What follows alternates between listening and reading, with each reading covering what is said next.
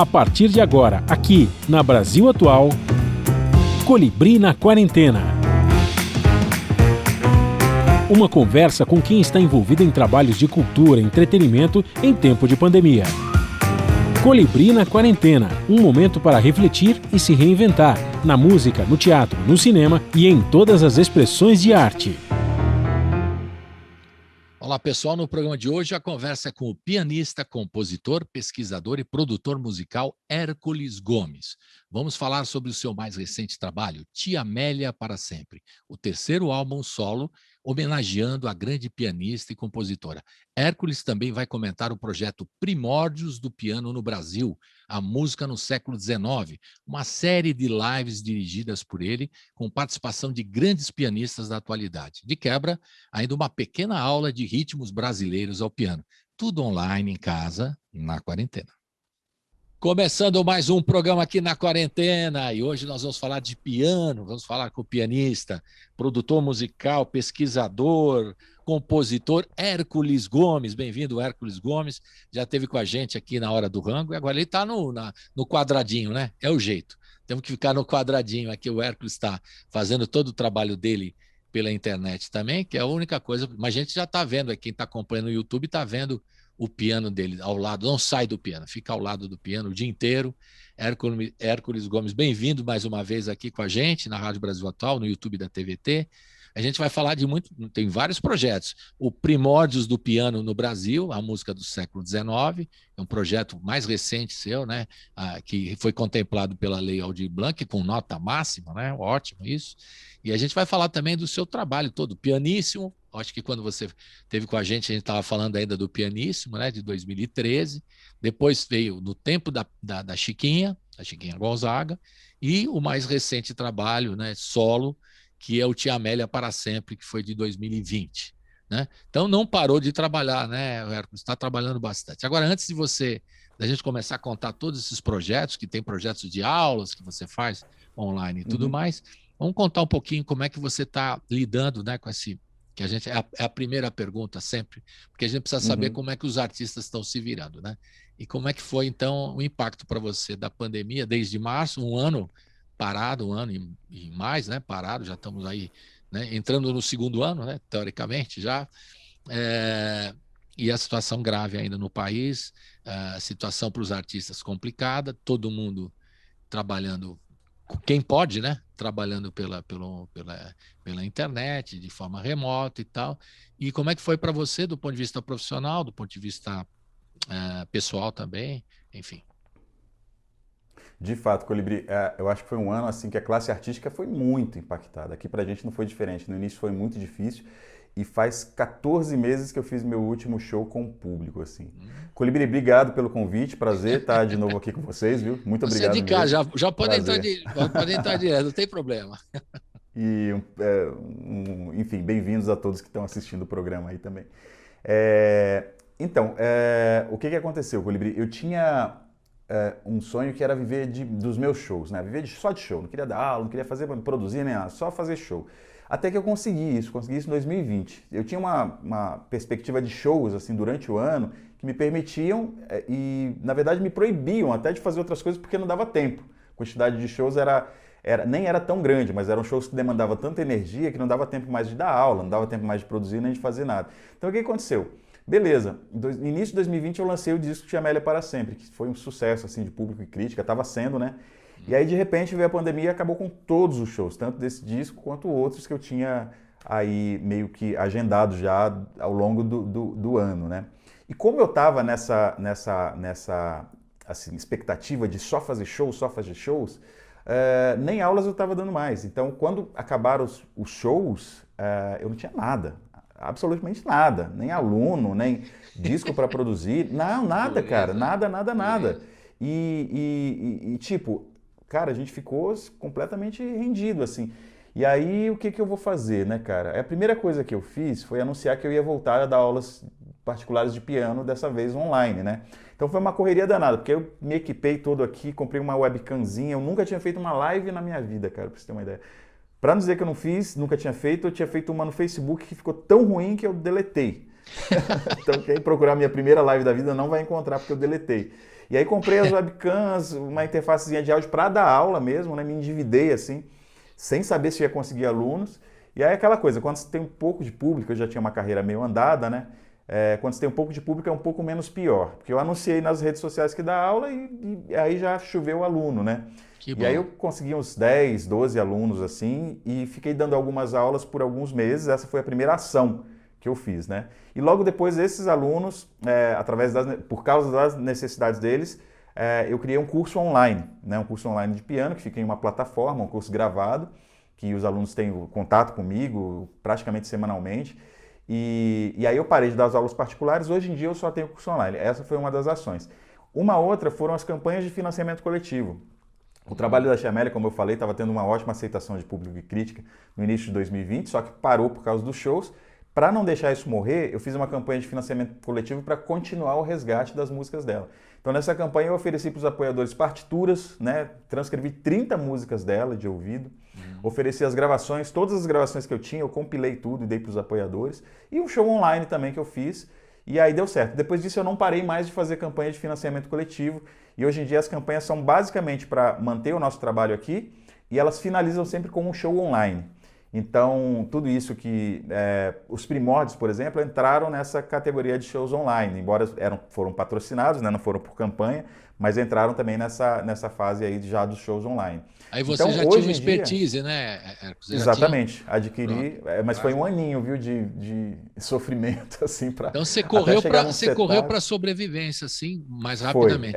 Então pensou, a E aí primeira coisa, não tem show, vou dar aula. Foi a primeira a atitude, primeira né? coisa. Cara, eu me considero privilegiado, porque tem muitos amigos que não têm essa prática de dar aula e muito menos de mexer com equipamento e passaram um perrengue danado e estão passando até hoje. Eu vi muitos amigos rifando instrumentos, você deve ter visto também, Eu Colibri. vi, Né? E triste. coisa triste, assim, sabe? Galera desesperada, principalmente no início do ano passado, né? Agora eu acho Nossos que. amigos do choro, né, Hércules? A turma vendendo Exatamente. instrumento, É. violão. É triste, cara, Nossa, triste, é isso. muito Nossa, triste. dureza. Então eu felizmente eu consegui me adaptar, né? Só que se eu falasse para mim mesmo, ó, daqui a um ano você vai estar apresentando Primórdios do Piano do Brasil, fazendo show online, com várias câmeras, com uma qualidade de áudio que você gosta e tal, imagina, não vou fazer isso nunca na minha vida. Então, sabe aquela coisa que falam que a humanidade evolui em períodos de guerra, né? Em períodos de dificuldades? Para a arte acaba sendo a mesma coisa. Para mim aqui, pelo menos, foi a mesma coisa, né? Apesar desses números, né, desanimadores que a gente tem por causa da pandemia, no meu caso aqui, algo de bom também veio, que foi aprender a lidar com essas coisas e trazer tudo para o mundo online, né? Ainda bem que você conseguiu, né, Hércules? Porque aí É, você está estamos na contando, batalha.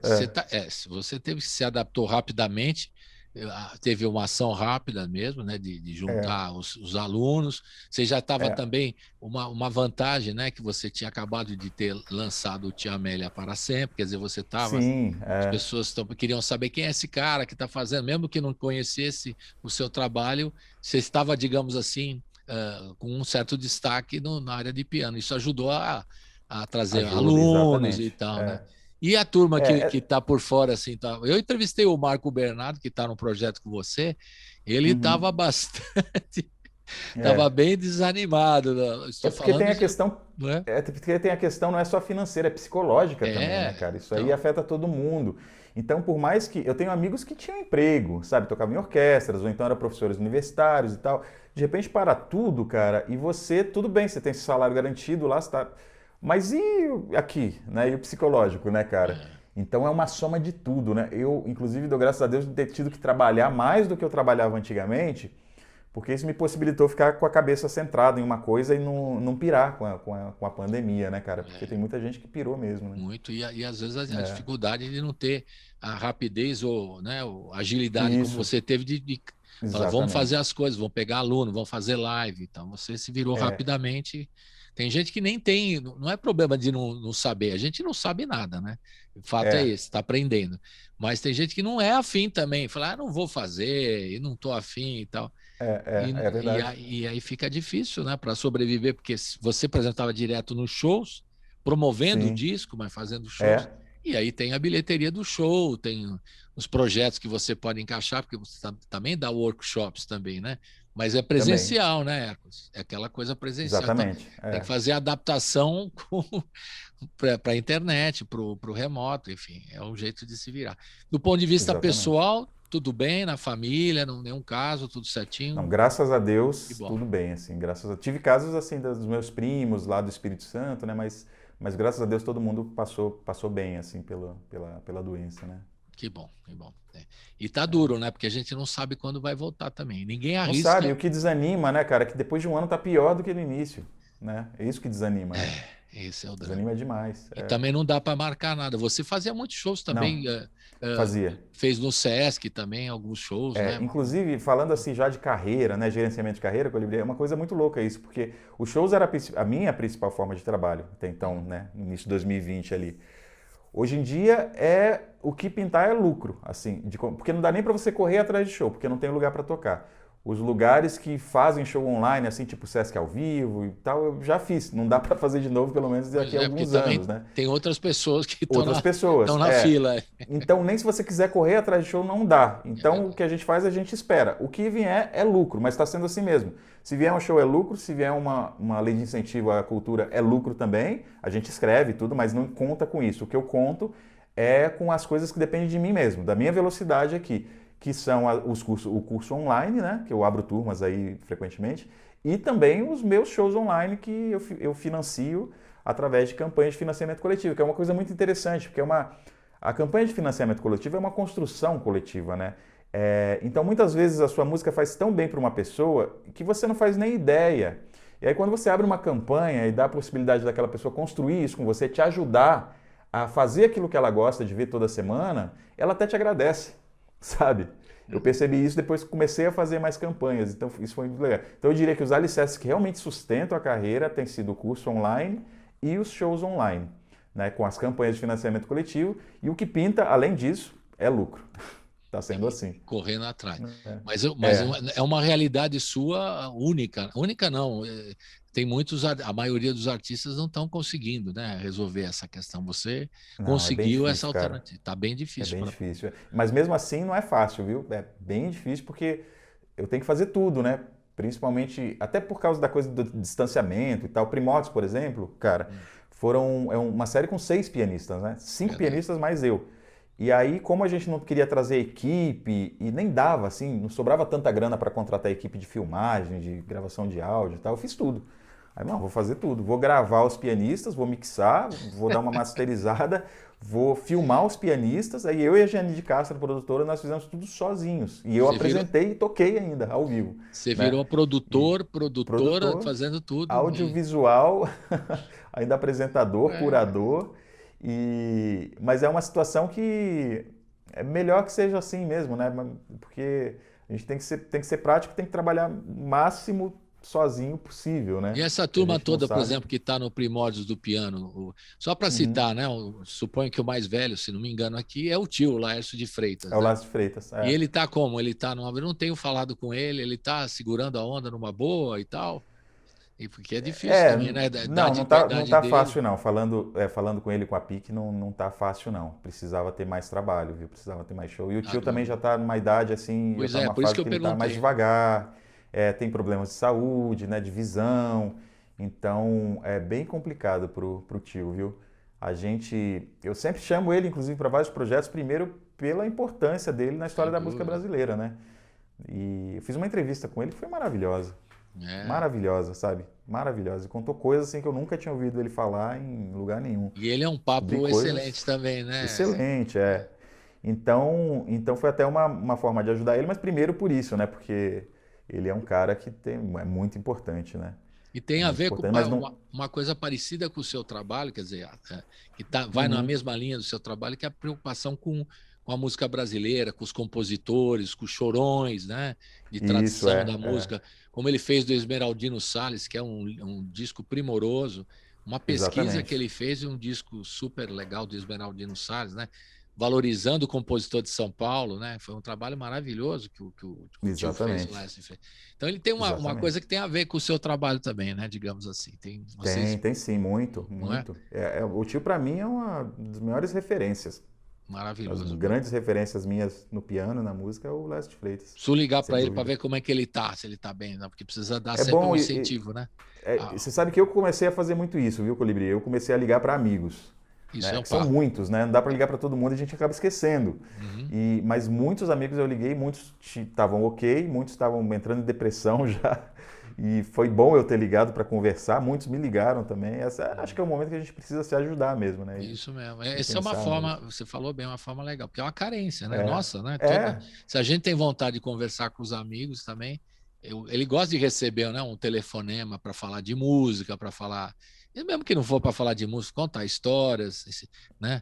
Como a gente exatamente. gosta, que eu gosto de falar, trocar figurinhas, né? Aquele papo É isso meio aí. sem compromisso, que aí a pessoa se sente mais animada. E como você É falou, na verdade. idade dele, né? O cara já passou por tantas coisas e aí deve ser difícil. E a outra turma, como é que Uhum. foi a seleção? Você e a Giane, que vocês é que fizeram a curadoria, né?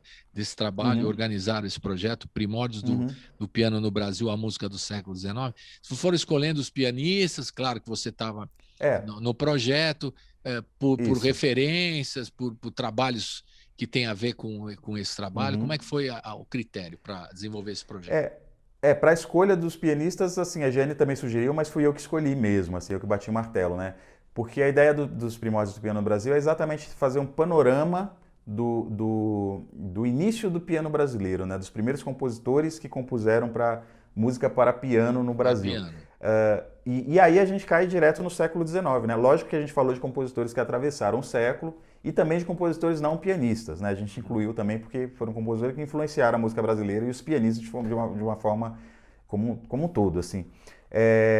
Mas a primeira coisa foi pensar na maior diversidade possível, né?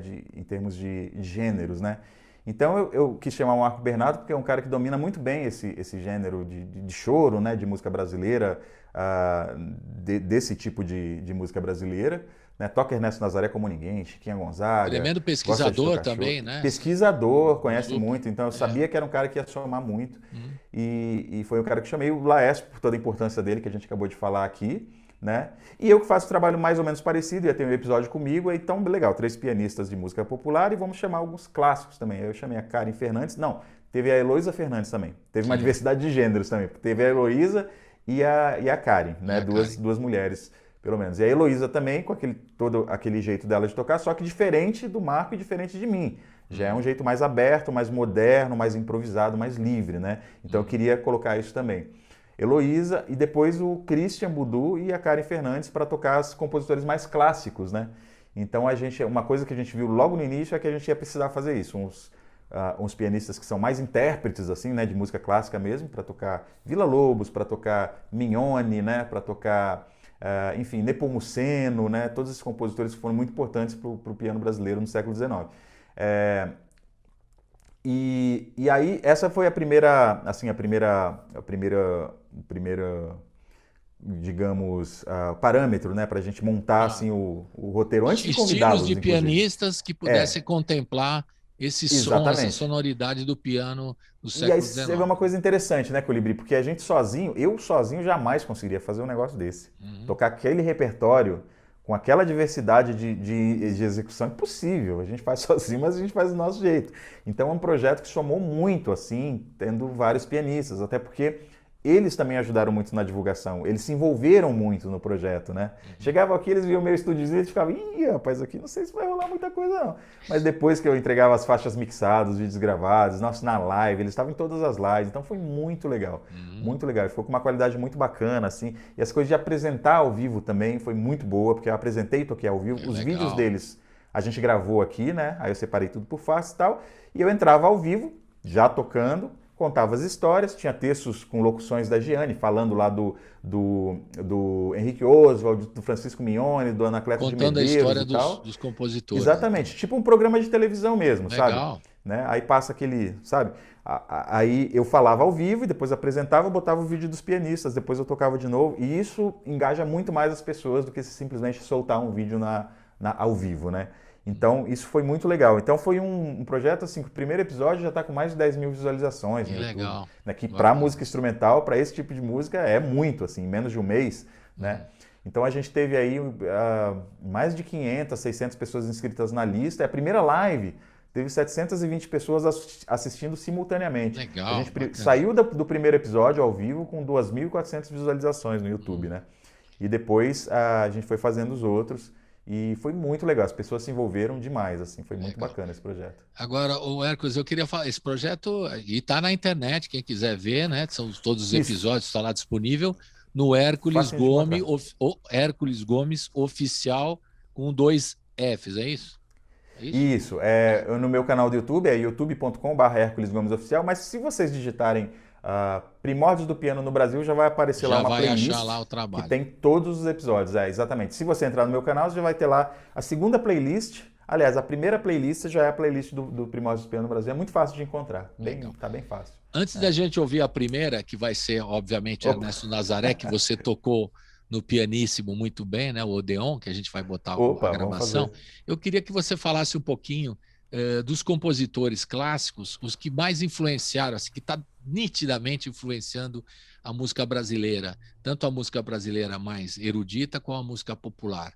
E quem são essas figuras? Porque aqui você tem uma lista, né, de compositores importantes do século XIX. Quem são aqueles que tiveram, assim, que você vê a marca deles na obra daquele músico brasileiro, as influências que foram muito claras na obra do Villa-Lobos, por exemplo, as influências que foram muito claras na obra do Ernesto Nazaré, e até mais para cá, do Tom Jobim, não é? Os músicos. Quem que são, assim, que você separaria, assim, falar, quem são os caras que mais influenciaram, os clássicos? Eu não sei se também a gente classifica, eu fico na dúvida sempre, vou discutir isso com o Marco, se é clássico erudito, eu não sei muito como colocar. Se a gente falar o que importa não é nem o termo, né? É uma divisão que a gente fala que nem deveria existir, exato, né? Mas infelizmente por questões até mercadológicas, de indústria fonográfica, isso acabou se separando demais, né? Ficou, mas enfim, eu costumo falar música de concerto, mas música clássica também fala, tudo música erudita, tudo igual.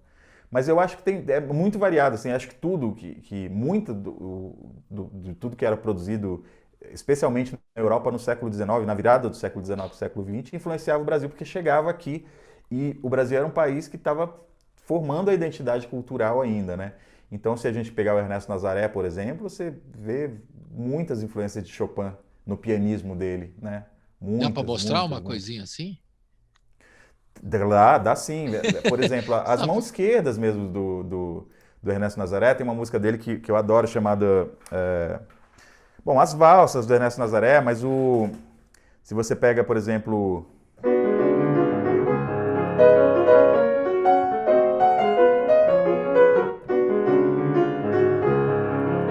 É uma mão esquerda.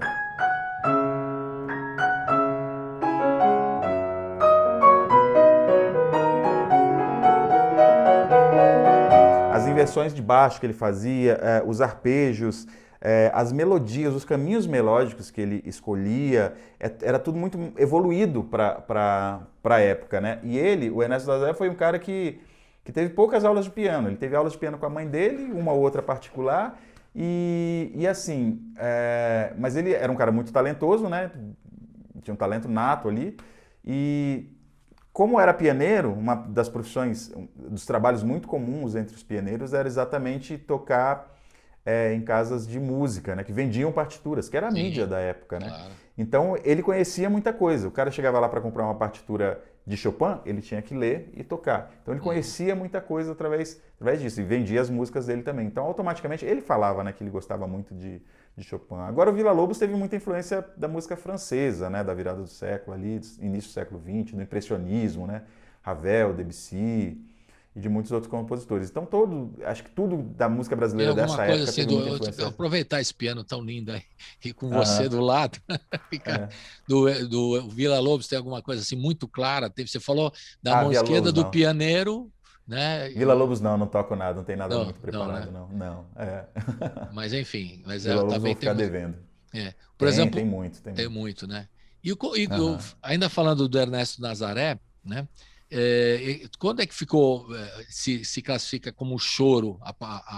Porque ele era o tango brasileiro, que a gente chama choro. Por exemplo, Odeon estava escrito lá originalmente, era tango brasileiro, não é Tango isso? brasileiro, E aí tango depois brasileiro. virou choro. Existe uma diferença? Por que era tango brasileiro? Também é bom saber. Não, porque choro a gente fala mais, fala tanto como ritmo, mas também como gênero, né? E dentro do gênero de choro, a gente engloba hoje em dia até as coisas que vieram antes do choro, que é a própria polca, né? A valsa, até o lundu, se a gente for ver, machixe, né? São gêneros assim pré-choro que hoje a gente considera como subgêneros do choro, dessa linguagem maior que é o choro. Mas na época do Joaquim Calado, da Chiquinha Gonzaga e até mesmo do Ernesto Nazaré, o choro que a gente conhece hoje ainda não existia, que é o choro tradicional com formação de regional, né, com pandeiro, né, bandolim ou flauta ou piano solistas, né, com 2 violões e cavaquinho. Não existia. O conjunto da Chiquinha Gonzaga, por exemplo, às vezes ela tocava, mas às vezes ela nem tocava piano, era com flauta, cavaquinho e violão. Né? Não tinha percussão ainda no século XIX. O choro só vem se consolidar do jeito que a gente conhece hoje no início do século XX, ali com Pixinguinha, Jacó do Bandolim, né? O Benedito Lacerda, com esses caras, assim. Então antes a gente tinha esses subgêneros que hoje se englobam no gênero maior que é choro, que é os gêneros que se praticavam. Agora, uma curiosidade com essa palavra tango, não foi uma coisa só no Brasil, né? Tanto que a gente tem o tango argentino, e quando a gente fala tango, a gente remete geralmente ao tango argentino. Era um gênero que foi muito assim tocado nas Américas, de uma forma geral, só que se manifestou de formas diferentes em cada país. Eu já li, inclusive, que essa palavra tango era uma palavra usada para denominar tudo que era bom e que fazia sucesso naquela época ali, né? Então, uma música que estava fazendo sucesso, não, isso é um tango. Né? Por isso que o tango argentino é tão diferente do tango brasileiro, embora tenha semelhanças também. Tudo que é tango tem a semelhança ele chama de tresilho, né? uma célula rítmica que existe de acompanhamento. Né? Mas assim, essa palavra tango, a origem é bem complexa, assim, não é uma coisa muito simples, mas aqui no Brasil se manifestou como tango brasileiro, que o Henrique Alves de Mesquita, bem antes do Ernesto Nazaré, já compunha tangos, né? Só que com o nome tango brasileiro, isso só começou, o primeiro tango brasileiro foi composto pelo Alexandre Levi, né, que compôs uma música que se chama Tango Brasileiro. O Ernesto Nazaré só viria a compor músicas com esse título uns 5 anos depois do Alexandre Levi. Beleza. Então vamos ouvir, depois dessa história toda bonita, vamos ouvir o Odeon, do Ernesto Nazaré, do disco pianíssimo do Hércules Gomes, aquele disco que, quando a gente se conheceu, em 2013, né, você tocou essa música Odeon. Então vamos ouvir Odeon, do Ernesto Nazaré, com o Hércules Gomes. Roda! Roda!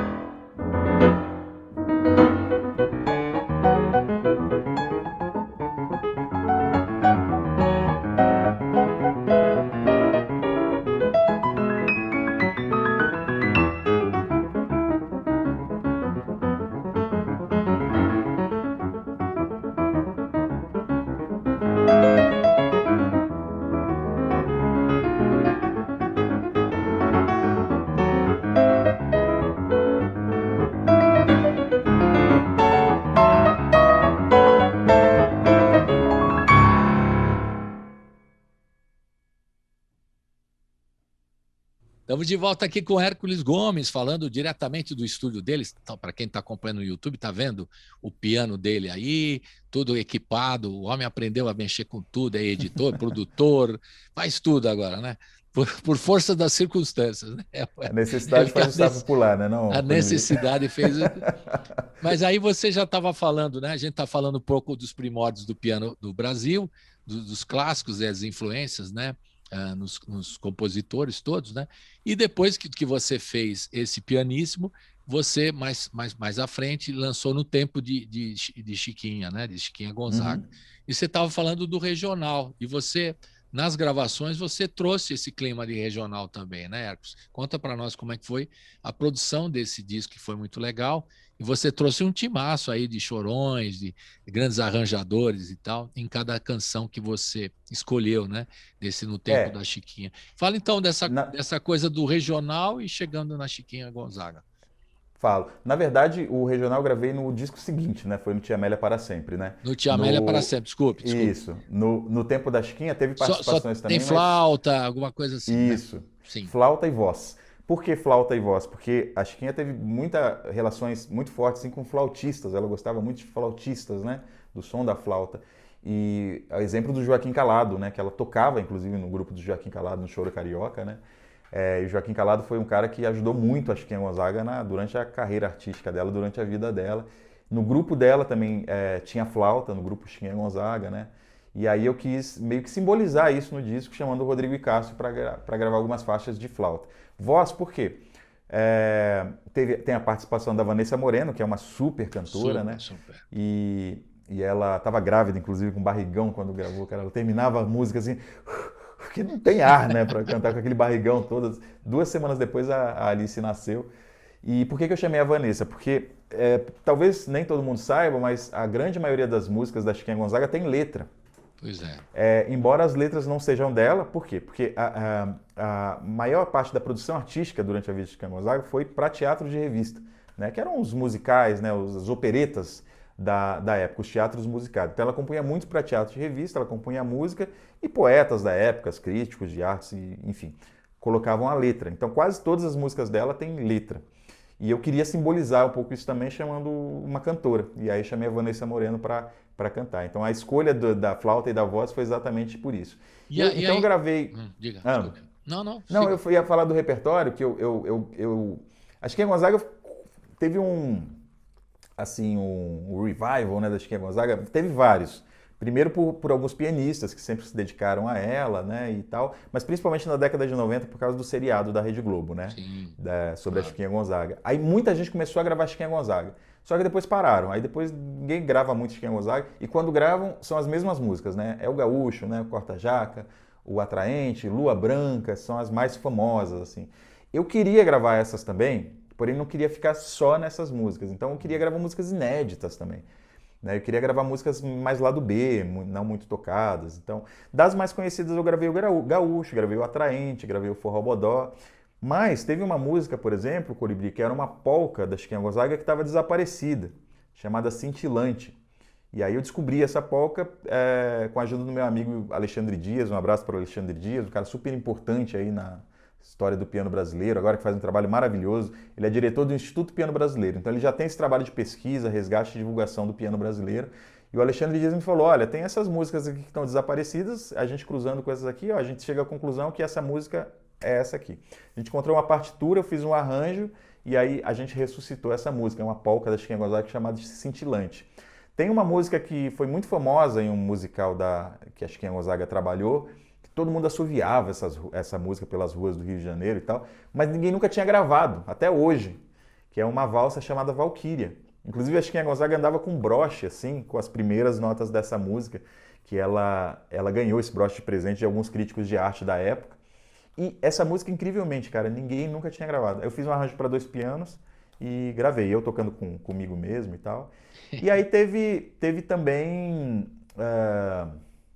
músicas dedicadas a Chiquinha Gonzaga, que não são delas, dela, mas são dedicadas a ela. Por exemplo, Querida por Todos, que é do Joaquim Calado, em homenagem a Chiquinha Gonzaga, e a música que dá título ao disco, que é No Tempo da Chiquinha, que é do Laércio de Freitas. Gravei essas duas músicas. Grande tio, é legal. Grande tio. Agora, o Hércules, você pode dar uma canjinha aí da Valquíria ou da Cintilante? E se você puder, como eu quero fazer essa ponte desse trabalho tão bacana, que é o Primórdios do Piano no Brasil, né? Se você antes mostrar para nós que tipo de influência ela recebia também, a Chiquinha, no jeito de tocar o piano dela, ou se tinha para comentar com a gente antes de você tocar a que você escolheu, Valquíria ou Cintilante, um pedaço. Eu acho que a influência até é uma coisa muito louca, assim, é tipo o povo brasileiro mesmo, já nasceu miscigenado, né? Já nasceu misturado. Já estava mixado, como diria o outro. Já chegou mixado, já saiu mixado. A música brasileira foi a mesma coisa, Colibri. Porque o que acontecia? Chegavam os gêneros europeus que eram muito famosos na época e viravam febre no Brasil. Por exemplo, a valsa. Por exemplo, a polca. O que acontecia? Chegavam como eram, né? Polcas de Strauss chegavam no Brasil e aí eram tocadas principalmente na cena urbana do Rio de Janeiro daquela época. O que acontecia? Os pianistas estudavam como era mesmo, mas os músicos que não tinham dinheiro para comprar piano, eles tinham dinheiro para comprar cavaquinho, violão, flauta.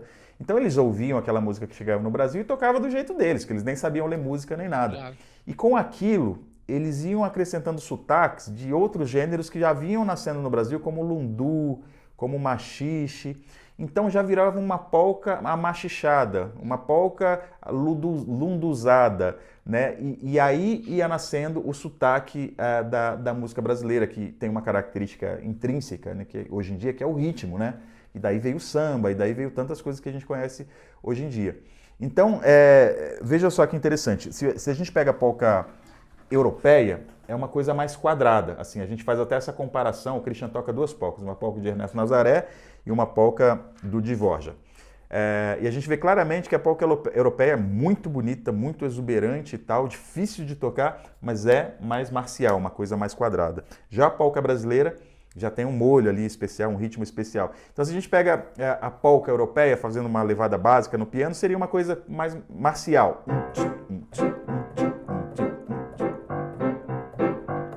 Né? Se a gente pega isso e mistura com o machixe que vinha nascendo no Brasil naquela época, já fica uma polca mais amachichada, que é o que o Ernesto Nazaré já começava a fazer, né?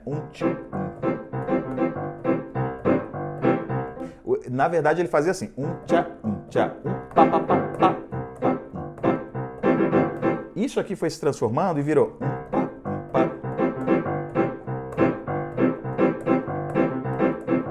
E aí já virou machixe. E logo depois isso aqui se transformaria em samba.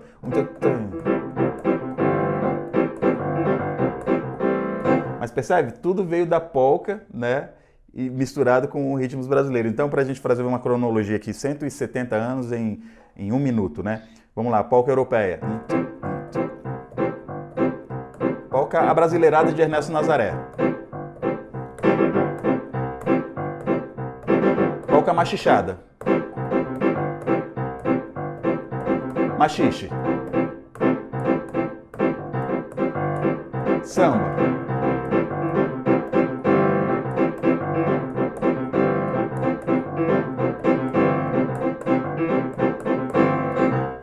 Né?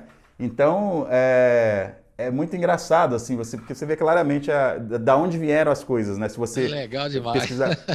Se você pesquisar um pouquinho mais a fundo a obra dos pianistas e a cronologia, assim, você vê que as influências vão entrando aos pouquinhos, e a coisa vai ficando mais balançada, mais mexida, daqui a pouco vai vira entrando samba. Os ingredientes brasileiros, afro, né, também. Exatamente. Tem muito isso, né? É bom. Tem muito.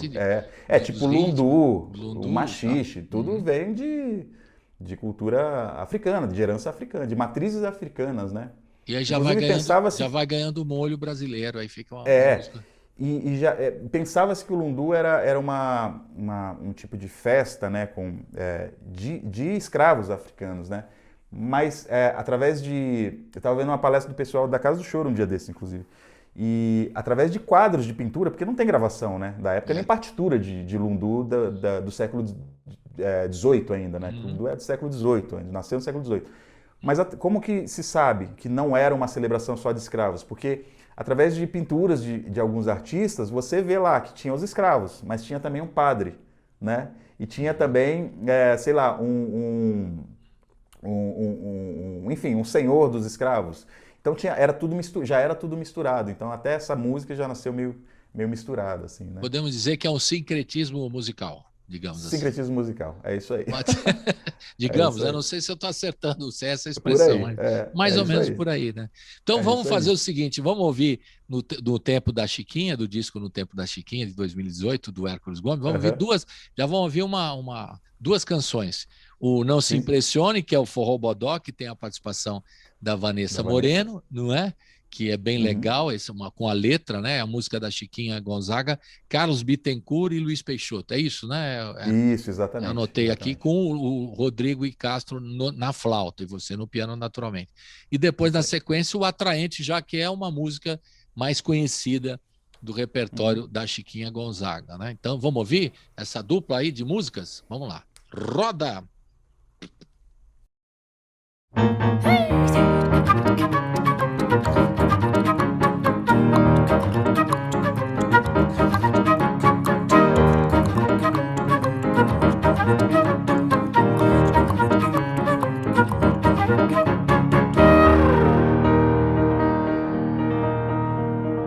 Forró bodó de maçada, gostoso como ele só. É tão bom como a cocada, é melhor que pão de ló. Forró bodó de maçada, gostoso como ele só. Xiii, a zona tá estragada, meu Deus que forró bodó.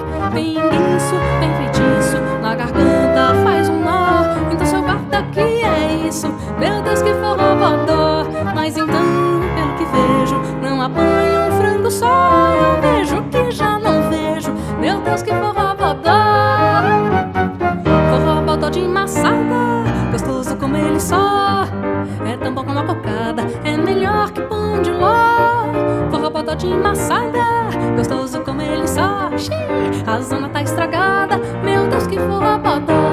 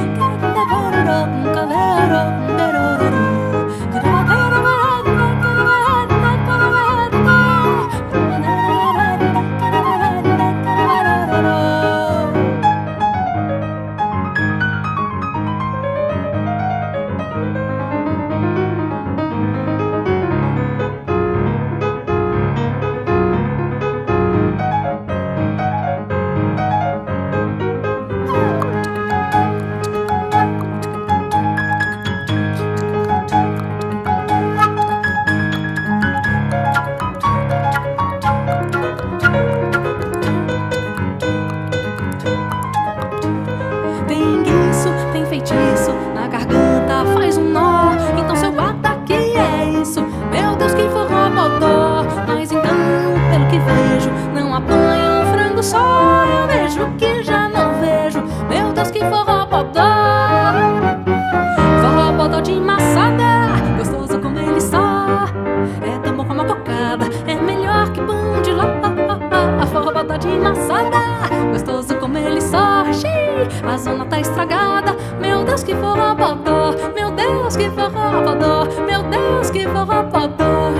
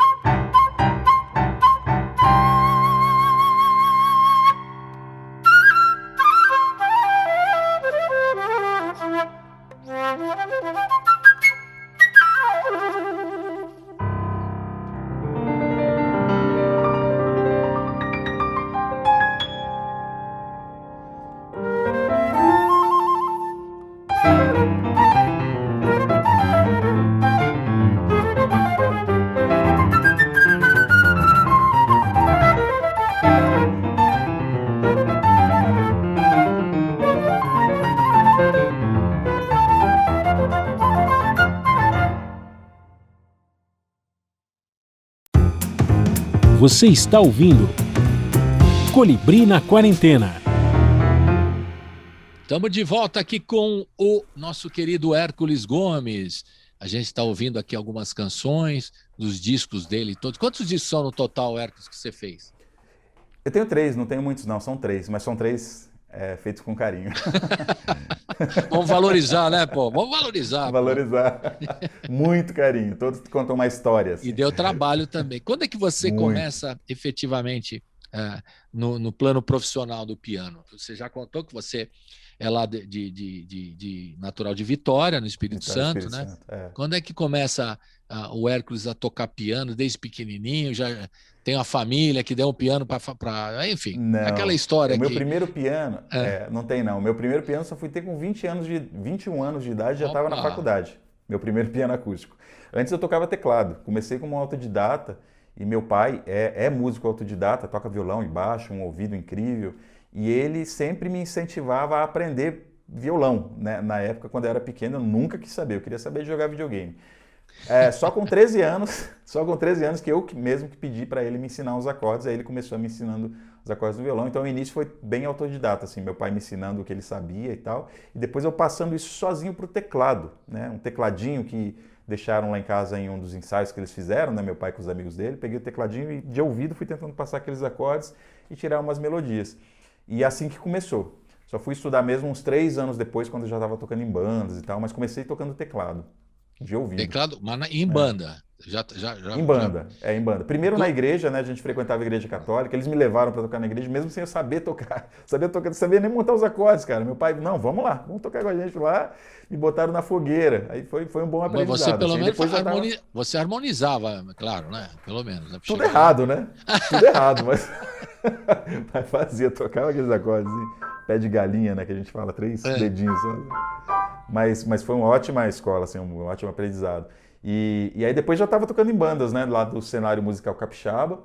E aí já havia a necessidade de conhecimento mesmo, de estudar para me tornar um músico melhor, né? Porque por mais talentoso que você seja, se você não tem o conhecimento, cara, chega um momento que... agora, se o cara é muito talentoso, imagina, o cara mais talentoso que você conhece aí, músico, que nunca estudou. Se o cara tivesse estudado, o céu é o limite, cara. Pois é. Nem o céu seria o limite. Entendeu? Então, eu acho que a coisa do conhecimento é muito importante, assim. Ô, Hércules, uma pegadinha aí. Qual que é a primeira que você tocou no piano, assim? Essa aí tava direitinho, que você não tava enganando nas harmonias. Cara, você lembra? Faz tempo, viu? Na banda ali, tempo. aquelas coisas da banda. Falei, essa aí eu toco direitinho e tal. Aquela que você não deu vexame. Antes de aprender a tocar cara, mais minha primeira banda foi banda de pagode. Tocava pagode. No Depois piano? Uma banda... não, teclado, né? Teclado, desculpe. E depois era uma banda flashback, que era muito boa, inclusive, a banda, mas eu realmente não lembro, assim, qual música. Mas eu já gostava de música instrumental. Eu tinha até uma parada com choro na época, cara. Até no último show online que eu fiz, eu mostrei um LP aqui, Chorinhos e Chorões, um LP de 1973, que chegou lá em casa, provavelmente pela minha tia, que era diarista, né? A patroa dela dava muita coisa, acho que deu esse disco para ela, chegou lá em casa. Foi o meu primeiro contato com o choro. Eu lembro que tinha Brasileirinho, Pedacinhos do Céu, tinha Flamengo, esse tipo de repertório, né? Já comecei bem, choros clássicos, assim, tocados por... Tinha o Dóxia de Barros, tinha o Valdir Azevedo, tinha o Reginaldo Rago nesse LP. Isso, o grande Rago. Muito, muito legal esse LP, cara. Eu até mostrei no último show que eu fiz. Antes de eu aprender violão com meu pai, eu já ouvia esse disco e já gostava dessas coisas. E aí, quando eu comecei a aprender teclado, nessa mesma época das bandas, eu já tirava umas coisas de ouvido, assim, do Ernesto Nazaré, porque eu não sabia ler partitura ainda, né? Lá com 14, 15 mas, anos. Cara, precisa ter talento para não saber ler partitura e tocar Ernesto Nazaré logo de casa. Eu tocava tudo errado, né? Mas tocava. Mas eu tentava, né? E eu lembro até hoje, cara, Fale. Era o CD da Eudóxia de Barros, assim, que ela só tocava Ernesto Nazaré nesse disco. E eu tirava, cara, tirava o Odeon e tal, porque eu já tinha o ouvido muito desenvolvido, né? Porque eram uns 3 anos que eu já estava tocando de ouvido, assim, e não sabia ler partitura, só tirava as coisas de ouvido. Então eu tinha uma certa facilidade com isso. Isso hoje me ajuda muito, né? Porque eu tiro muita coisa de ouvido, assim, ainda hoje, né? Então foi uma coisa que me ajudou muito. Mas teve a Comecei primeira... primeiro... A primeira que você tocou, falou assim, essa tá redondinha, Não estou enganando, não tem assim, aquela música da memória afetiva sua, musical do. Nossa, cara, eu não lembro. Eu acho que quando eu já estava estudando, não, de ouvido eu realmente não lembro, mas quando eu já estava estudando, assim, tinha uns 16 anos, entrei no conservatório para estudar música, eu lembro que eu toquei um minueto de bar, aí eu acho que eu toquei bem, esse eu estava Só tocando bem um trechinho direitinho. rola, não? Um trechinho? Acho que rola, era um minueto sol maior.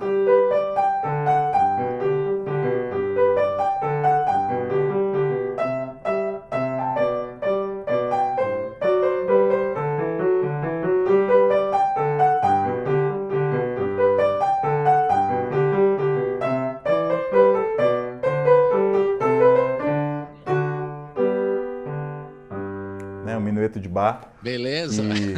Quando eu toco isso, minha mãe sempre chora, porque ela lembra do meu primeiro recital de piano. Quer dizer, eu te falei que o meu primeiro piano fui ter com 21 anos de idade, mas antes, com 17 anos, eu entrei num conservatório. E esse foi meu primeiro contato com piano acústico mesmo. Antes nunca tinha tocado no piano acústico. Eu já tinha uns 17 anos. E aí que eu vim aprender mais consistentemente a teoria musical, né? Vim aprender mais consistentemente repertório. Nunca tinha ouvido falar de bar. Primeira vez que eu ouvi falar de bar foi nesse conservatório, sabe? Então foi uma fase importante, assim. E aí que eu adquiri conhecimento para prestar vestibular 2 anos depois e passar na faculdade, fazer bacharelado em música popular e tal. Isso foi uma E passagem onde você importante. estudou a música popular? Onde foi? Estudei na Unicamp. Fiz bacharelado em Unicamp, música popular na Unicamp.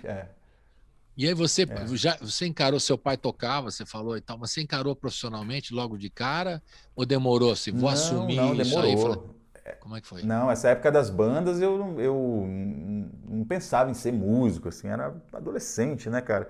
Eu acho que foi naquela época de prestar vestibular mesmo, porque eu sabia que eu queria ser músico, né? Então eu iria prestar vestibular, eu já queria ser músico, mas sabe aquele sonho de adolescente? Eu quero ser astronauta também, tipo, quero ser médico também, mas bicho, é um negócio que eu quero, mas não significa que eu posso.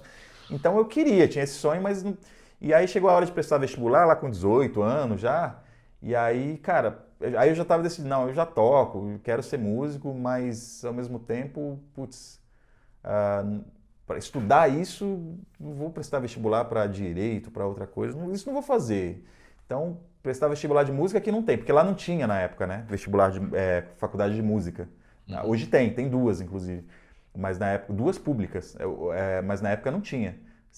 Década de 90, até década de 90, você tinha que sair do estado para você aprender o que você queria, né? Sim. Tinha que vir para São Paulo e para o Rio de Janeiro. Hoje em dia, Então você foi para Campinas, a Unicamp, para fazer música.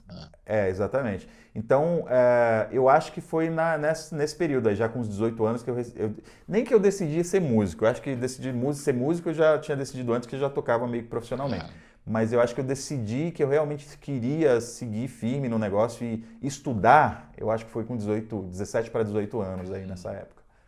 E aí seguiu em frente. E por que demorou tanto, né? Eu já tinha feito essa pergunta, vou fazer de novo. Para sair esse primeiro disco pianíssimo teu, tão lindo, tão bom disco. Porque às vezes a gente precisa de um empurrão, assim, né, cara? De alguém falar, cara, sua música é legal, você tem que gravar, você tem que ter uma carreira, não sei o quê. E quem que te deu a mão, que te empurrou? Quem que foi? Teve várias coisas, uma série de coisas. Mas antes, Colibri, eu já tinha grupos de música instrumental, né? Tive a Managé, o Pano pra Manga, que foram ótimos laboratórios, assim. Então, e a gente teve... Eram grupos que tinham uma certa carreirazinha, assim. A gente fazia vários festivais e tal, era legal, assim. Tudo meio que nem grupo Medusa, grupo Pau Brasil, Hermeto Pascoal e grupo. Era meio essa onda de música brasileira que a gente seguia. Era música brasileira improvisada, né? E foi muito legal. Esses grupos a gente fez muita coisa boa. Inclusive, eu aprendi a produzir disco nessa época com esses grupos, né? Aprendi o que é uma mixagem, uma masterização, como é que você grava piano e tal, foi nessa época. Mas aconteceu em 2012, o Prêmio Nabor Pires de Camargo, que eu me inscrevi e tive a felicidade de vencer o Prêmio Nabor Pires de Camargo, que é um prêmio, para quem não sabe, do interior aqui de São Paulo, da cidade de Indaiatuba, né, que homenageia esse compositor clarinetista que era o Nabor Pires de Camargo. E é um prêmio tradicionalmente de choro, né? E eu lá toquei uma música do Nabor Pires de Camargo e uma música do Lobo, o Corrupião. E aí eu venci. Eu não esperava vencer, esperava no máximo um 3º lugar, mas pô, venci. E cara, ali foi um momento assim que eu percebi que, pô, que legal, o que eu tô fazendo tem realmente um valor e eu tenho que seguir com isso. E a partir daí eu decidi gravar o meu primeiro disco. Então a carreira mesmo, como a carreira solo, começou a partir desse disco, o Pianismo, que foi em 2013. 2013. É, Você ganhou o 2013. prêmio em 2012, é isso? 2012, um ano antes. Um ano Exatamente antes, um aí ano antes. o pianismo já aí lançou o pianismo em 2013. Esse Mas disco sabe que foi aquela coisa de um empurrão meu comigo mesmo, sabe? Não foi por causa de mídia, nem de grana. Tinha um cachezinho lá do prêmio, que eu inclusive guardei para gravar o disco, e tinha um certo saía no jornal e tal, mas é uma coisa muito pequena, né? Acho que serviu mais ter vencido isso. Acho que eu nunca tinha vencido um concurso, assim, vencido assim, em primeiro lugar. Serviu mais para melhorar a autoestima mesmo e mostrar para mim mesmo que o que eu estava fazendo era legal e merecia ser gravado. Aí que eu comecei a você seguir teve carreira. também você teve um PROAC logo, né? No primeiro trabalho teve um apoio. Que foi Esse importante também. disco, eu falo que, brincando assim, que foi feito com carinho, mas tudo que eu faço com muito carinho.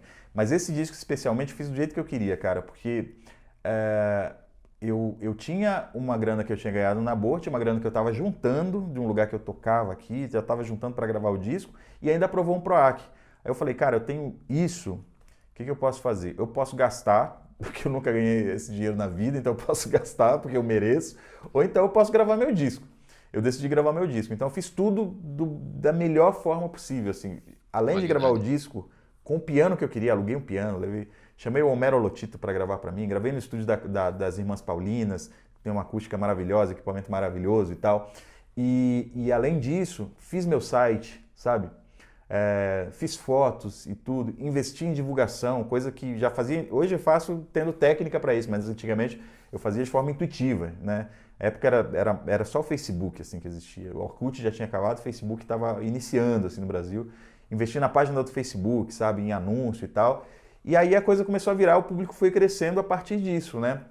Então quando você tem um trabalho que é sincero, é verdadeiro, tem um diferencial e você ainda mostra para as pessoas, né? A coisa funciona. Foi mais ou menos isso que aconteceu com você investiu em você mesmo, né, Hércules? Vamos combinar.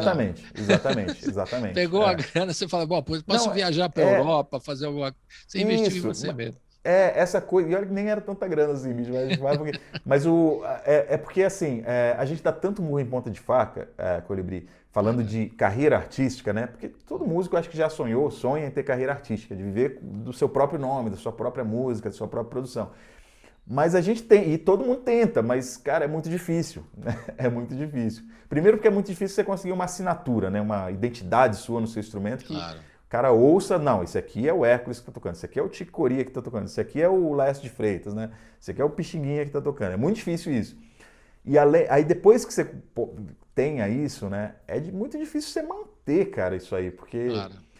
gerenciamento de carreira é tão difícil quanto você tocar um instrumento, cara. É uma coisa que não basta só ser bom e tocar, precisa gerenciar a carreira, não é brincadeira. E outra coisa, é uma coisa que você tem que construir, é o que a maioria das pessoas não fala. Existe carreira meteórica? Existe. Eu conheço amigos aí, instrumentistas que tiveram carreira meteórica, mas é para todo mundo? Não. Tanto que existe a Mega Sena também, existe a loteria, mas existe. Bela comparação. Agora, a coisa de você construir tijolinho por tijolinho, estudar para aquilo, sabe? Isso aí é possível para todo mundo, cara. Você tem que dá mais trabalho, né? Dá mais trabalho. Nesse disco aqui, que foi o primeiríssimo, né? O pianismo primeiríssimo. Tem músicas suas, né? Claro, tem música o Dança do Currupião, que você tocou no Nabor. No Nabor, né? Zanzando em Copacabana, do Radamés em Atali. Tem Vai Carregar Piano do Nabor, Helena, a música sua, tem o Toada, a música sua, Apucarana, também música sua, Nação Primeira, também música sua, o Hermeto Pascoal, que você disse que tocava também na banda, né, no Vivo Rio de Janeiro. Do Rio de Janeiro, Platônica sua e o Odeon do Ernesto Nazaré, que a gente vai ouvir. Mas esse disco é todo muito, muito bom. Eu tenho aqui, né, autografado pelo grande Hércules, quando esteve lá na rádio. Vale muito dinheiro agora, hein? Isso aqui tá valendo muito. E tem uma música que eu sou apaixonado, você sabe disso. Toda hora eu peço para você tocar, mas não vou pedir para você tocar aí, porque eu tenho essa gravação que tá linda também, que você gravou muito bem, que é o Duda no Frevo, né? Quer dizer, você colocou choros, toadas, coisas suas, proposições, e o frevo. E o frevo não é tão, digamos assim, não é muito comum no piano, né?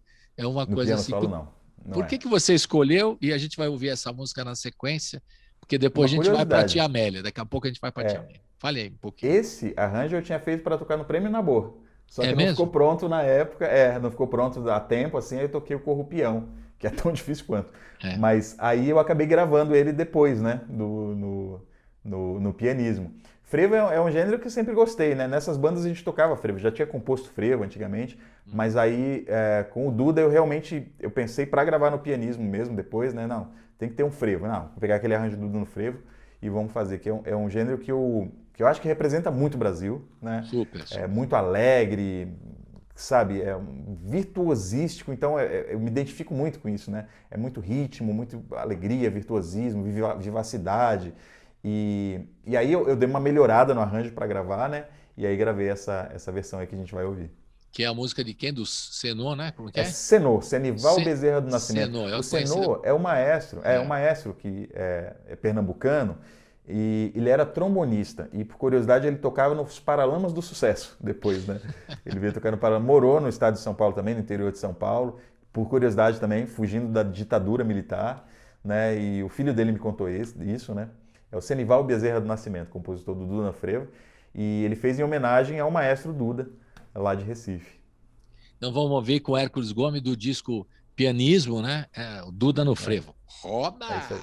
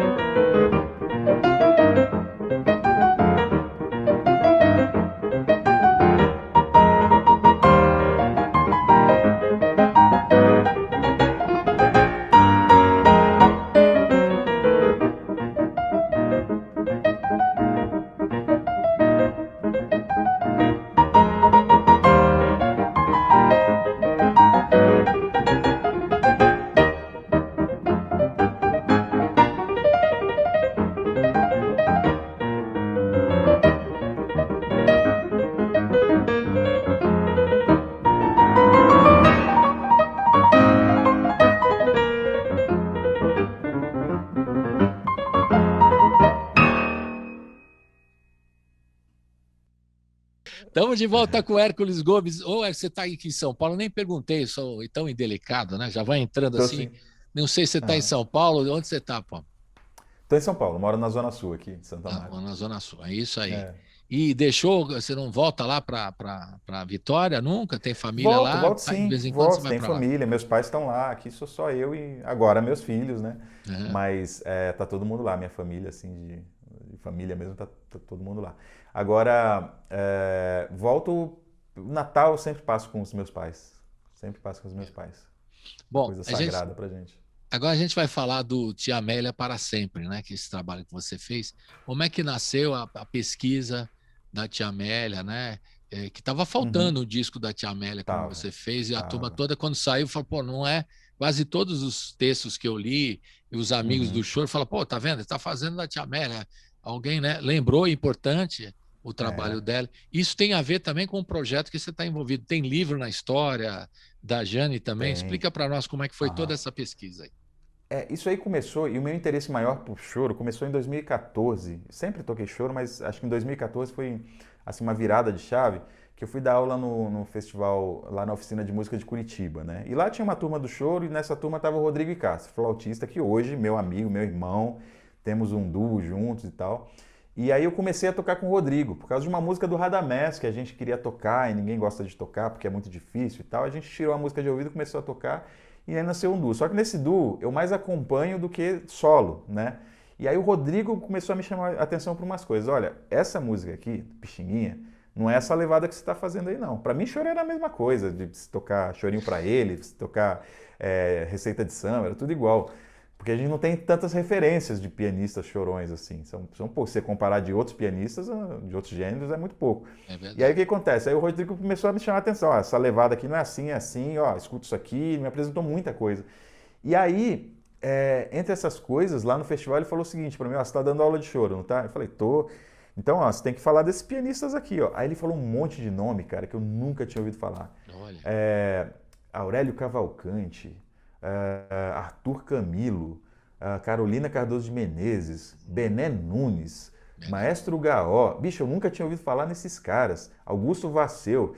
Aí eu falei, caramba, bicho, como é que eu sou pianista brasileiro e nunca ouvi Mas falar nem, desses na, nem, caras? na, nem na no Unicamp você não ouviu falar dessa turma toda? Não, na Unicamp a gente estudava jazz, cara. O máximo de música instrumental brasileira que a gente estudava, assim, era Hermeto, Egberto Gismonte. Mas por que, Colibri? Isso é um problema cultural do Brasil. A gente não tem metodologia de música brasileira. Graças a Deus, assim, aos poucos as coisas estão melhorando muito, principalmente com a internet, né? Sim. Inclusive, hoje em dia, eu tenho um curso online que eu ensino vários ritmos brasileiros. Mas no início ali, da virada da década de 90 para 2000, não tinha nada, cara. Não tinha nem internet ainda. Então, o que tinha método? De música brasileira não tinha, mas de jazz tem de sobra. Então, o que os professores aprenderam, o que eles passavam pra gente? Era a metodologia de jazz, né? Então, E vem de fora, uma coisa que vem de fora, né? Exatamente. Estudava muito bossa nova, né? Que tá muito próximo ali em termos de harmonia, assim, e improvisação do jazz, né? E estudava bastante Bill Evans, jazz mesmo, né? Uhum. Fusion, no máximo, assim, alguns sambas do Hermeto, assim. Né? Depois, hoje a coisa está bem diferente, felizmente, assim, tem vários núcleos que valorizam muito mais, assim, música brasileira. A coisa se mistura mais e com a internet também a molecada aprende muito mais rápido, né? Enfim, então, o que eu estava falando mesmo? Do Rodrigo, que você estava tocando Rodrigo. choro, Isso. você não sabia tocar choro direito, é isso mesmo? Isso, exatamente. Não é que não sabia direito, não sabia. E aí, cara, ele me falou desses pianistas. E a maioria dos 10, 12 que ele falou, eu devia conhecer o Radamés, a Chiquinha Gonzaga e o Ernesto Nazaré só. Os outros eu não conhecia. E aí eu imediatamente fui atrás desses pianistas. E esses pianistas todos são pianistas que viveram ali a virada do século XIX para o século XX e trabalharam bastante, assim, até o final da era do rádio, sabe? É um elo perdido, assim, hoje em dia, do piano brasileiro, mas foram pianistas muito importantes que ficaram muito famosos, né?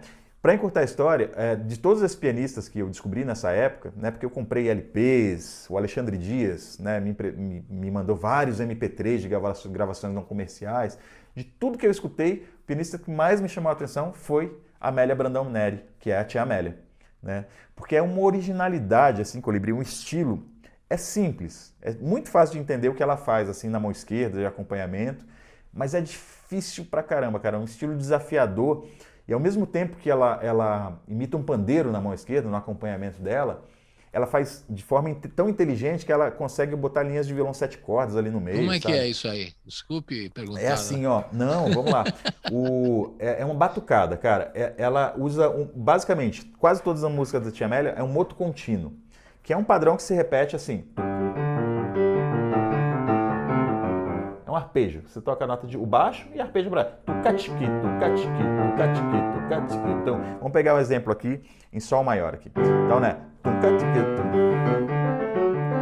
Então, se ela fosse tocar brejeiro do Ernesto Nazaré, ela tocaria.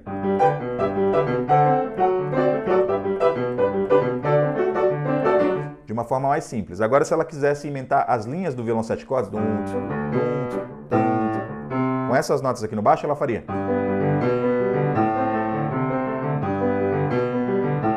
Né?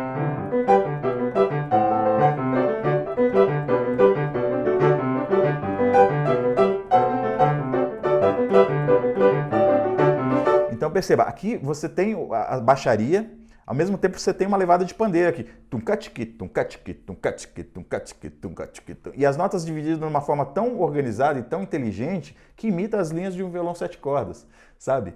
Isso são os choros rápidos dela, mas as valsas já têm características também ali muito originais, os frevos que ela compõe características muito originais. Era uma pianista de mão cheia, assim.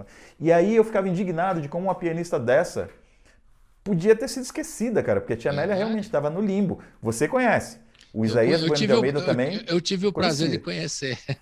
É, exatamente. Mas, cara, se falar para um pianista e mesmo mais, na sei época, lá, falando a verdade, mesmo na época, as pessoas não conheciam também. Foi o movimento dos músicos do Clube de Choro aqui de São Paulo e muitos outros, o Isaías, que você bem conhece, e outros, falaram assim, olha, vamos chamando outros pianistas também, como o Benjamin Silva Araújo, que foi presidente do Clube do Choro, que era uma figura também, falou, olha, prestem atenção na Tia Amélia e tal. E aí ela foram chamando ela para participar de eventos do Choro, né? E ela acabou sendo lembrada. E você fez muito bem de pegar esse trabalho e transformar num disco clássico aí da Tia Amélia, né? Muito legal. Você está ajeitando a câmera agora, né? Você eu precisei. Você sabe tudo. Não, ela perdeu o foco aqui, eu já sei quando ela acontece, né? Você tem que desligar. Então, diretor de fotografia também. Você... Não, switcher, né? Switcher, você mexeu as câmeras, é maravilhoso. Tá. Então, e isso foi um trabalho de resgate mesmo. Foi um disco que, felizmente, assim, eu demorei 6 anos para gravar, do dia que eu conheci a música dela até o dia que eu gravei, né? E foi um disco que a gente teve o apoio do selo Sesc, né? É um disco do selo Sesc, né? Saiu pelo selo Sesc. Então, graças a isso, foi um disco que eu pude fazer com a estrutura que eu gostaria de ter feito mesmo. Ficou um disco do jeito que eu queria. E legal. Por isso eu chamei essa turma toda, né? Pois é. E aí, por que... Fale. Pode falar. Não, você chamou a turma toda, eu queria que você falasse o nome dessa turma que a gente vai ouvir. Isso. Chuvisco eu primeiro, depois o Chora Coração, que você trouxe uma turma aí, né? No caso do Chuvisco foi o Regional de Choro, né? Porque eu descobri um programa de televisão que a Tia Amélia tinha, muito antigamente, década de 50, assim, e ela era acompanhada por um Regional de Choro. Cara, uma coisa emocionante, assim, porque você vê piano com Regional de Choro é uma coisa muito difícil, né? Não é muito legal. Comum. E aí eu queria marcar isso no disco. Então eu convidei o Jean Correia, 7 cordas, o Henrique Araújo, cavaquinho, o Rafael Toledo, pandeiro e o Alfredo Castro na percussão. Fizemos aí um regional sem violão 6 cordas, porque o piano, afinal, já é um instrumento harmônico e tal. E eu preferi trocar o violão 6 cordas por uma percussão e fazer o piano solista, né? E aí a gente gravou esse Chuvisco, né? E o Jean Correia nos 7 cordas. Nos 7 cordas, exatamente, nos 7 cordas. E outra formação que a Tia Amélia utilizou muito é essas formações à base de sopro, né? Tipo de bandinha de coreto, né? Ela gravava muito com a banda Vila Rica, que era uma orquestra de rádio, orquestra de gravadora, à base de sopros, né? Eu queria também sintetizar isso no disco. E aí eu chamei o Proveta para fazer o arranjo, que é um cara que viveu esse tipo de música, né? Tocou nessas bandas e tal. Nailor Proveta. Nailor Proveta, que deu, assim, nossa, fez um trabalho muito bem feito, cara, foi muito legal. Então vamos ouvir primeiro o Chuvisco, vamos que eu ouvir, queria te depois interromper para a gente dessa. ouvir Legal. o Chuvisco, depois você fala do Chora Coração, Que tem também, Legal. você está no piano, o Rodrigo Icasso, Proveta, aí tem trompete, Exatamente. tem tuba, bateria, aí tá completo aí. Vamos ouvir É isso então o aí. Chuvisco, Vamos lá. que tem o Henrique Araújo no cavaquinho, o Jean Correia no sete cordas, Rafael Toledo no pandeiro, Alfredo Castro na percussão e, claro, Hércules Gomes no piano. Roda, Chuvisco! Uh, uh.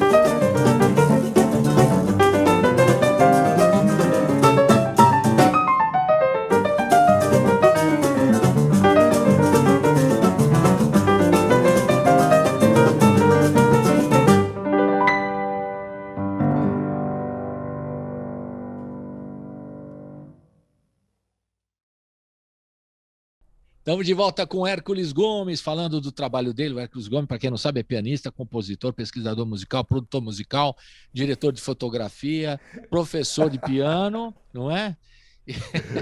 Hoje em dia tem que ser tudo. Tem que fazer tudo isso. Tem que fazer tudo. O cara fala até que o cara tá cheio de querer fazer tudo, então, mas é obrigado a fazer, né?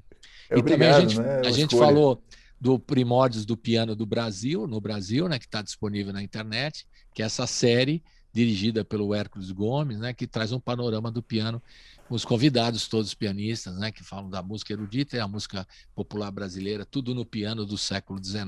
Esses são os projetos, além dos 3 discos que a gente ouviu um pedacinho de cada um deles, e estamos aqui ouvindo o mais recente, que é o Tia Amélia para Sempre.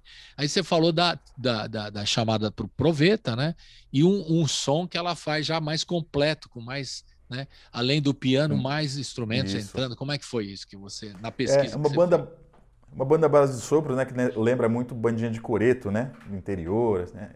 E a Tia Amélia gravou muito com a banda Vila Rica. Então eu queria mais ou menos aquela sonoridade com tuba, né? Com trompete. E aí que eu chamei o Proveta para fazer os arranjos. Ele tocou clarineta também. O Rodrigo Castro tocou flauta. Tivemos o Natan Oliveira no trompete. O Philip Storr no bombardino, o Eliezer Tristão na tuba, né? Na verdade, sousafone, né? Tuba é aquele que é para cima, assim, sousafone é aquele que roda, assim, o sousafone. E o Douglas Alonso tocou bateria. Quer dizer, é uma formação sem instrumento harmônico, só o piano mesmo, acompanhando e solando, né? Os outros instrumentos são todos à base de sopro, né? E percussão. Exato. E, cara, ficou muito legal. Porque e você falou bombardino, mas o pessoal chama tem um outro nome também. Como é que é? Eufônio. Eufônio. Né? Eufônio é o nome correto, né? Mais clássico, né? É o bombardino. Mas a gente lembra de falar bombardino, eu sei que instrumento que é. O eufônio já tem mais dificuldade. Gozado, né? Já lembra o na nome hora, certo é menos É conhecido. eufônia. Curioso. Legal, e aí dá uma sonoridade totalmente diferente ali, uma coisa, Bem né? diferente, mas está totalmente ligado ao choro. Você vê aquelas primeiras gravações da banda de Corpo de Bombeiros, da Casa Edison, sabe? Cara, é isso aí. É a música brasileira na sua origem ali, influenciada pela polca europeia e ao mesmo tempo pelas bandas, né? É incrível, cara. É uma sonoridade muito bonita e muito gostosa. E é tão gostoso de tocar sendo acompanhado por uma bandinha, que você não faz ideia. Colibri é muito legal, cara. Muito E legal. vamos Muito legal combinar que mesmo. também não é a bandinha, os tremendos músicos, né? Tô brincando que a Não, os bandinha, o músicos estilo você. A Bandinha eu já de turminha. dizer, né? Porque o Altamiro Carrilho, por exemplo, gravou aqueles discos com a Fazia bandinha, né? também. Bandinha de Coreto, É. O É isso aí. Altamiro também. Foi nessa época que só fazendo a referência, né? Que Tia Amélia estava sendo lembrada, né, no comecinho, estou Uhum. falando de 77, 76, Certo. 77, em São Paulo, que estava revigorando aqui o movimento do choro, tanto no Rio de Janeiro quanto aqui em São Paulo. E aí os São shows Paulo, rolavam. E Altamiro Carrilho era um que contava a história, né? Faz um pouco o que você faz assim, Muito, muito, contava a muito. Ele história da cantava Chiquinha muito. Gonzaga e de todos É. e fazer o show dele. Surgiu então a figura tão simpática da Tia Amélia, né? Tocando também, ela tocou com as pessoas, e ela se envolvia com os músicos. O Isaías certamente te deu um panorama, né, do jeitão de quem era a figura da Tia Amélia, né? Você não chegou a Falou, falou. conhecer, né? Porque ela faleceu Não. em 83, se não me engano. Foi isso? Eu nasci em 80, eu tinha 3 anos, É. mas a herança que ela deixou aí do piano brasileiro com as gravações, nossa, já dá pra saber quem era Legal. essa vovozinha, viu, Colibri? E o É. livro que está saindo também da sua parceira Jane aí? Conta para Exatamente. nós. Esse trabalho do selo Sesc foi a Giane que produziu, né? Ah, Então, a partir daí a gente estabeleceu uma parceria muito forte, assim. Inclusive, Primórdios Piano no Brasil foi com a Giane de Castro, a gente faz muita coisa junto. E ela ficou tão apaixonada pela história da Tia Amélia que ela resolveu assumir a biografia e está pesquisando agora para escrever esse livro aí, que é a biografia da Tia Amélia. Porque a gente já tem algumas coisas, assim, existe uma biografia, mas é muito, assim, com informações muito imprecisas, tem 30 páginas, é um pois negócio é. muito E superficial, deu para né? levantar toda a obra dela, assim, nessa pesquisa que você Não, fez? Ou tem muita coisa não, inédita que não rolou não, ainda? e nem vai dar, eu acho que é muito difícil. O que eu consegui foi levantar todas, é difícil alguma gravação da Tia Amélia que eu não conheça. Hum. Tanto comercial, disco eu tenho todos, 78 rotações eu tenho todos, e gravações não comerciais eu consegui muitas. Então é difícil ter algum fonograma que eu não conheça. Mas, por exemplo, as partituras se perderam na história, não tem quase nada. Tem algumas no Instituto Moreira Salles, algumas que o Luiz Antônio de Almeida me mostrou, o Alexandre Dias também, mas se somar todas não deve dar nem 10 partituras Mas originais, ela assim, 10 escrevia edições. também? Ela escrevia? Escrevia, Então, escrevia, mas não, escrevia não sim. guardou isso? Não teve Não guardou. tipo, Não guardou. a gente fala E aí umas... songbook, eu não guardo o nome, mas pode ser Não cancioneiro, teve. né? Não tem um Não teve. cancioneiro? Se eu quero Não teve. pesquisar a Tia Amélia, não tem. Sim. Não tem. Tem agora porque eu fiz. Inclusive o show online do mês que vem, de maio, desse mês de maio, agora vai ser para continuar esse resgate da Tia Amélia. Eu vou lançar esse songbook com 30 composições dela que eu tirei de ouvido e transcrevi em 2 formatos. Então você já Para está piano fazendo. e melodia e cifra também. Né? Para do Exatamente violão para as aqui, pessoas. para os coitadinhos do Isso. violão, você dá uma colher de chá e dá para acompanhar. Isso, melodia e cifra. Não, tem que ter, porque senão não dá para tocar em roda, não dá para tocar em lugar nenhum.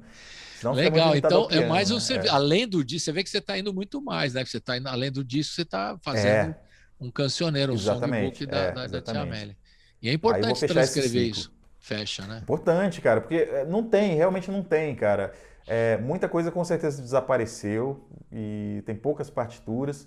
E mesmo essas gravações não comerciais deve ter mais, mas eu não conheço, né? Claro. Aí eu consegui compilar tudo, peguei as que eu mais gosto e as mais importantes assim e escrevi. Então pelo menos isso aí vai ter de graça para todo mundo baixar na internet a partir do mês de maio, né? Bacana. Legal. Érico, você está fazendo tanta coisa, eu ouso perguntar, você tem algum projeto aí na frente aí, depois do Tia Amélia, do songbook? Já está Eu quero engatilhando, porque gravar você é um cara Tenho. agitado, então já deve. Tem Imagino que tem que tenha, fazer por isso as que eu estou coisas. perguntando. Eu Diga. eu quero gravar um disco no segundo semestre, vai ser um outro disco de piano solo, que eu vou fazer um panorama aí das peças mais virtuosísticas assim compostas para o piano brasileiro, por pianistas ditos de música popular, né? Então, pegar as coisas mais cabeludas assim, do Ernesto Nazaré, da Tia Amélia, mas aí passa para o século XX, Radamés, Bené Nunes, aí passa para a década de 50, ali 60, Hamilton Godoy, César Camargo Mariano, chega nos dias de hoje também, com Írio Júnior, Cláudio Dalsberg e tal, pegar só peças para interpretar, assim, é um sonho que eu tenho de fazer. Então, um projeto que eu quero realizar é esse, provavelmente segundo semestre, e projetos a curto prazo são shows online. Todo mês eu tenho feito shows online, e aí eu abro uma campanha de financiamento coletivo para quem pode ajudar o nosso trabalho, né? E felizmente a gente tem criado uma comunidade grande aí, enfim, de pessoas que colaboram nas campanhas e assistem os shows também. Esse último show tinha 280 pessoas assistindo simultaneamente, então tava bem legal, assim. E também, Colibri, eu tô com um programa toda quinta-feira à noite. Toda quinta-feira à noite, às 21 horas, eu faço Quintas com Piano, que é um programa em que eu conto essas histórias, atualizo os meus trabalhos, né? E falo sobre piano brasileiro. Assim, é um programa que tá sendo bem legal. No momento que a gente grava essa entrevista, eu estou indo para o terceiro episódio, mas a ideia é que seja toda quinta-feira, assim. Vai em frente. Sem prazo de validade. Então tá trabalhando pra caramba. Estão trabalhando pra caramba. Que bom. Tem que trabalhar. E produzindo e fazendo coisas boas. Então vem aí um novo disco de solo de piano, né? Como segundo semestre vem, com certeza. Segundo semestre tem as apresentações toda quinta-feira, tem os primórdios do piano no Brasil, a música do século XIX, que está aí disponível no... Tudo a gente encontra no Hércules Gomes, oficial com 2 Fs. É isso? É lá que a gente encontra tudo. Tem mais lugar para a gente achar? Assim, as redes sociais, eu concentro tudo nas redes sociais. Tem o meu site, herculesgomes.com.br, aí não tem oficial, é herculesgomes.com.br, que é um lugar que eu uso mais para deixar as partituras. Antigamente eu botava a agenda, mas agora é difícil com a pandemia, cada dia a gente faz uma coisa diferente, né? Mas lá também tem todos esses links, tá? Na área de blogs, tem todos esses links do Primórdios, Agora, é mais fácil nas redes sociais, especialmente o canal do YouTube, eu convido todo mundo a se inscrever, porque lá sempre tem coisa boa. Mas no Instagram estamos lá diariamente também, é a mesma coisa, instagram.com/. Você atende o Instagram também, o povo entra em contato, você responde. Sim, página do Facebook também. Na página do Facebook estamos lá diariamente, mensagem, pode mandar. Além de você fazer tudo isso, você ainda responde todo mundo nas redes sociais, é brincadeira. Respondo à medida do possível, né? Porque às vezes demora um pouquinho, porque é muita mensagem, cara. E eu tenho os meus alunos também. Claro. Esses discos todos, o pianismo, no tempo da Chiquinha, Tia Amélia para sempre, tá tudo nas plataformas, tá tudo, a gente pode encontrar tudo nas plataformas em todas as plataformas digitais. Então tem no Spotify, tem no Deezer, tem no YouTube Music, tem na Apple Music, tem em todas as plataformas digitais, os 3 discos, e lá vocês encontram também os discos antigos que eu falei, do grupo Pano pra Manga, Managé, algumas participações que eu fiz no Ricardo Baldatti Trio, Música de Graça, tem várias coisas. Legal. E daquela turma da velha guarda, que é o disco físico, ainda tem esse aqui, o pianismo? Tem. Eu vendo no meu site. E algumas lojas também, a Trattori, que é a distribuidora, vende, tem na americanas.com, Submarino, é bem fácil, se digitar no Google, já encontra. Mas se quiser comprar direto comigo com autógrafo, lá no meu site tem um link que você pode pagar pelo PagSeguro e o disco chega na sua casa. Só com uma ressalva, tem demorado um pouquinho por causa da pandemia. Verdade. E como eu quero vender o disco barato, eu uso uma forma de envio que é mais barata, né? Que é a carta registrada. E dependendo da localidade do Brasil, demora um pouco para chegar, mas chega. Comprar lá, você recebe o disco autografado. Também né? no tempo esse aviso, porque... No tempo da Chiquinha também, se o cara quiser comprar... Tem os três. Fiz uma nova prensagem há uns 2 anos que tem bastante disco ainda aqui. Beleza, Hércules Gomes, foi um prazer falar com você mais uma vez, sempre muito querido. E a gente vai terminar com Chora Coração, né? Porque a gente vai chorando um pouco, o coração nosso está muito carente, então a gente vai chorar com a música da Tia Amélia e esse time aí que te acompanha maravilhoso desse disco, né? E a gente deixa aqui um abraço virtual, que é o possível. Olha aqui o abraço virtual. Esse pianão aí, obrigado pelas canjas e esse trabalho que você está fazendo, siga em frente. Parabéns mais uma vez, Hércules. Valeu, e até a próxima. Obrigado. Saúde para todo mundo aí. Convite. Saúde para a família, também, né? Não é? Valeu, obrigado. Obrigado pelo convite. Sempre prazer estar aqui. Obrigado a todos os espectadores também que assistiram. Legal. Saúde para a família, para todos nós. Até mais. Tchau, tchau. Valeu. Tchau, tchau. Tchau.